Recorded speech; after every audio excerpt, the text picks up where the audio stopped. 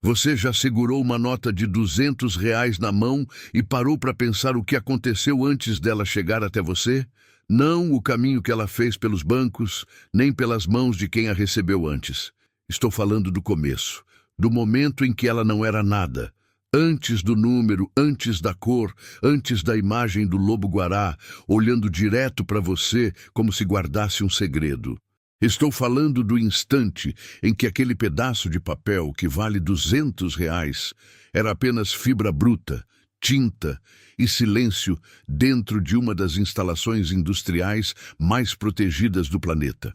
Uma fábrica que não aparece em nenhum guia turístico, que não recebe visitantes curiosos, que opera 24 horas por dia, 7 dias por semana, atrás de muros, câmeras e protocolos de segurança que fariam qualquer aeroporto parecer uma praça pública.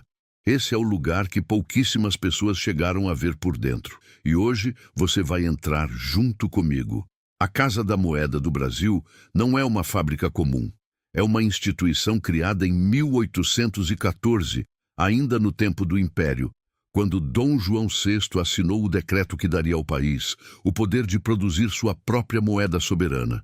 Mais de 200 anos depois, ela continua operando no Rio de Janeiro, expandida, modernizada, carregando toneladas de equipamentos de última geração que custam dezenas de milhões de reais e que existem com um único propósito: transformar matéria-prima em valor, em dinheiro de verdade. O tipo que o seu bolso conhece, mas cuja origem quase ninguém imagina. E quando o Banco Central do Brasil decidiu lançar a nota de R$ 200 em setembro de 2020, o desafio que caiu no colo da Casa da Moeda foi imenso.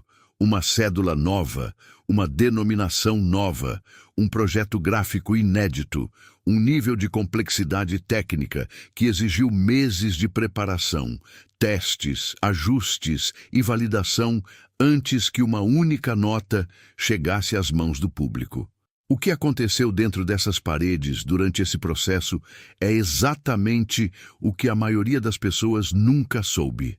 Mas vai saber agora. Tudo começa com o papel. E aqui já existe o primeiro segredo que a maior parte das pessoas ignora completamente. A nota de R$ 200 não é feita com papel comum. Não tem nada a ver com o papel que você usa na impressora, nem com o papel de caderno, nem com nenhum material que você conseguiria comprar numa papelaria. O substrato da cédula brasileira é uma composição de algodão e linho, dois materiais que combinados criam uma folha com características físicas impossíveis de replicar em qualquer gráfica convencional.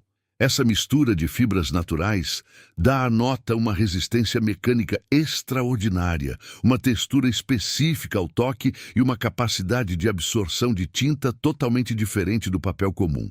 É esse substrato que faz com que a nota sobreviva a ciclos de lavagem acidental, a dobras repetidas, a umidade, a sujeira, a anos de circulação nas mãos de milhões de pessoas.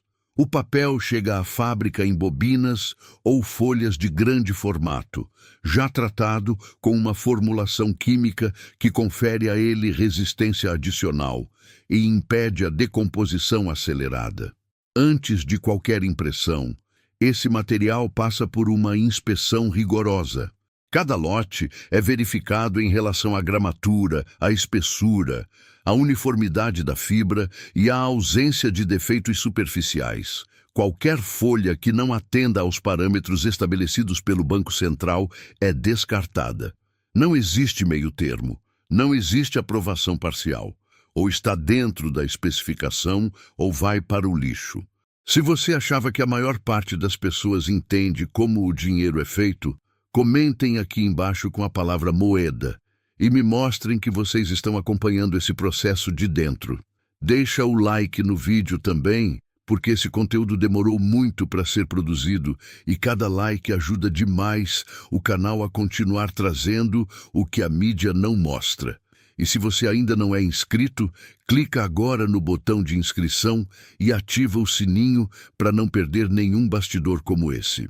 A impressão da nota de R$ 200 é um processo que acontece em múltiplas etapas, cada uma realizada por um equipamento diferente, com uma função específica, numa sequência que não pode ser alterada.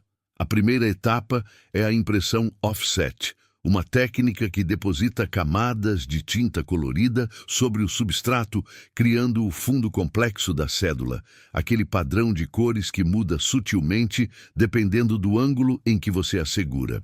As máquinas de impressão offset usadas na Casa da Moeda são equipamentos suíços de altíssima precisão, capazes de imprimir centenas de folhas por hora com uma consistência de cor que a olho nu parece impossível de manter.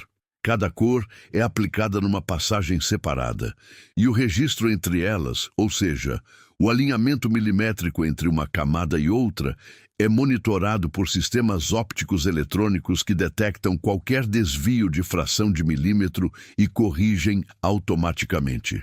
Mas é na etapa seguinte que o processo se torna realmente extraordinário. A calcografia, também conhecida como impressão em talho doce, é a técnica responsável pelo relevo que você sente quando passa o dedo sobre o retrato do lobo-guará, sobre o número 200 e sobre o texto da cédula.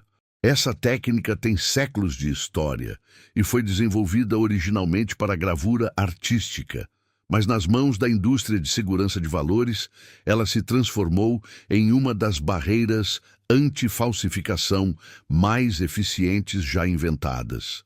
O processo começa com gravadores especializados que criam manualmente ou com auxílio de sistemas de gravação digital de altíssima resolução, chapas de aço com os desenhos da cédula esculpidos em baixo relevo.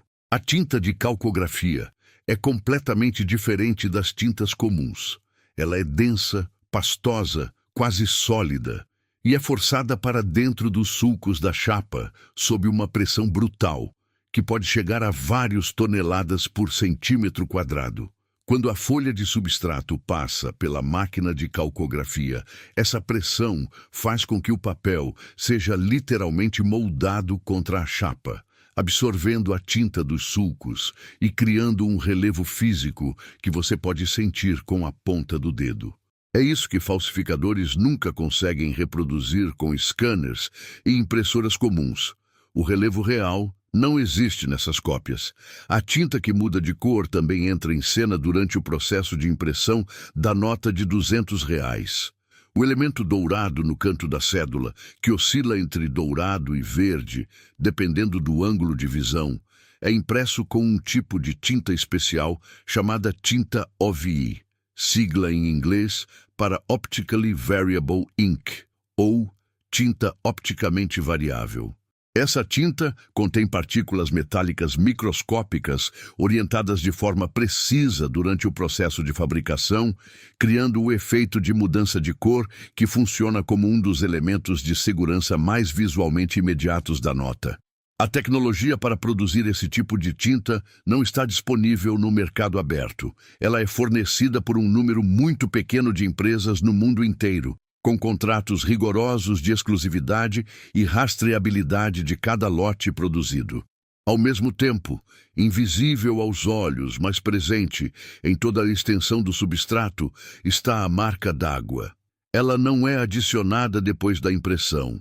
Ela está no próprio papel, formada durante o processo de fabricação do substrato, quando a polpa de algodão e linho ainda está na forma líquida e passa sobre cilindros especiais que criam variações de espessura na folha. Essas variações criam diferenças de transparência que formam a imagem quando você coloca a nota contra a luz. O lobo-guará que aparece na marca d'água não foi desenhado sobre o papel. Ele está dentro do papel, como uma impressão digital da autenticidade. Outro elemento que passa despercebido pela maioria é a fio de segurança, encravado no interior da cédula, visível como uma linha escura quando a nota é colocada contra a luz. Esse fio é uma fita de poliéster com impressão microscópica que diz Brasil e BCB, sigla do Banco Central do Brasil, em tamanhos tão pequenos que exigem ampliação para serem lidos. O fio não está colado na superfície. Ele está entre as camadas do substrato, incorporado durante a fabricação do papel, o que torna sua reprodução completamente inviável por qualquer processo gráfico convencional. E tem mais. A nota de R$ 200 incorpora uma inovação que não existia nas cédulas anteriores do real: o elemento holográfico ampliado. A faixa que percorre uma parte significativa da extensão da nota contém imagens que aparecem e desaparecem dependendo do ângulo de visão, com um nível de complexidade óptica que exige equipamentos especializados para ser produzido. Esse tipo de elemento holográfico é fabricado por empresas com credenciamento específico junto ao Banco Central, usando tecnologias de laser e interferometria, que criam padrões de luz impossíveis de copiar sem acesso aos equipamentos originais. Toda essa complexidade técnica exige uma linha de produção que vai muito além do que qualquer pessoa imagina quando pensa numa fábrica de dinheiro.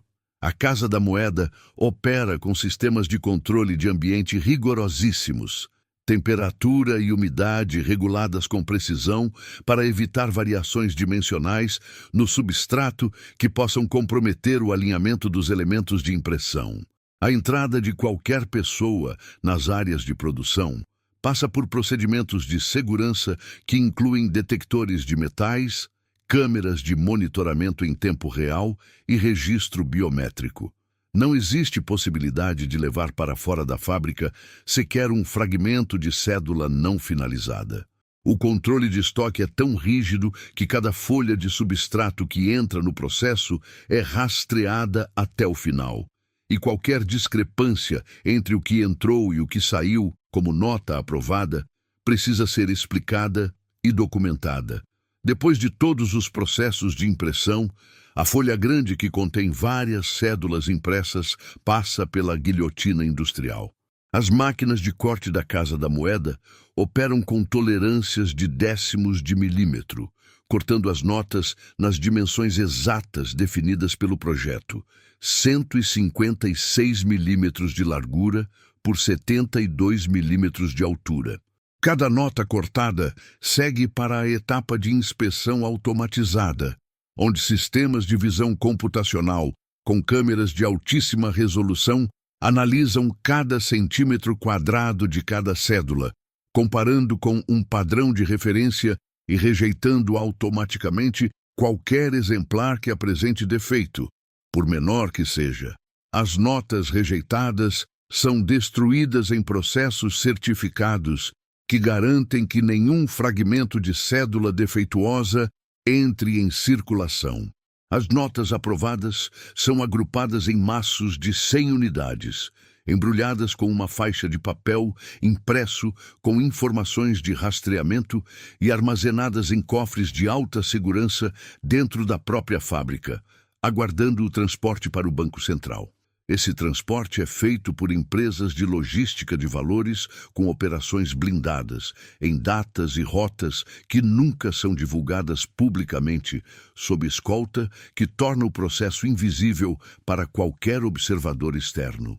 E quando finalmente a nota de R$ 200 chega ao Banco Central e dali é distribuída para os bancos comerciais de todo o país, ela já carrega dentro de si uma história que durou semanas, envolveu dezenas de processos industriais distintos, consumiu materiais provenientes de fornecedores credenciados em múltiplos países e passou pelas mãos de centenas de profissionais especializados. Tudo isso para criar um objeto que cabe na sua carteira e que a maioria das pessoas dobra 2 vezes sem pensar uma fração de segundo no que foi necessário para fazê-lo existir. O lobo-guará, que olha de frente na nota de R$ 200, foi escolhido como símbolo de um animal que habita o Cerrado brasileiro, bioma ameaçado, paisagem invisível para a maior parte dos brasileiros urbanos. Existe uma ironia poderosa nisso. Uma das coisas mais circuladas do país carrega a imagem de um dos ambientes mais ignorados. Mas talvez seja justamente por isso que faz sentido. O dinheiro circula por todo o país, passa por todas as mãos, entra em todos os espaços. e o Cerrado precisa de visibilidade.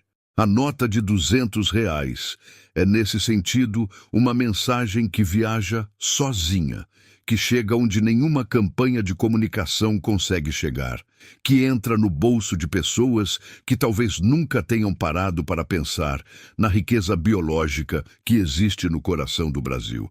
Agora que você sabe o que realmente acontece dentro da fábrica de dinheiro do Brasil, o que mais te surpreendeu nesse processo todo?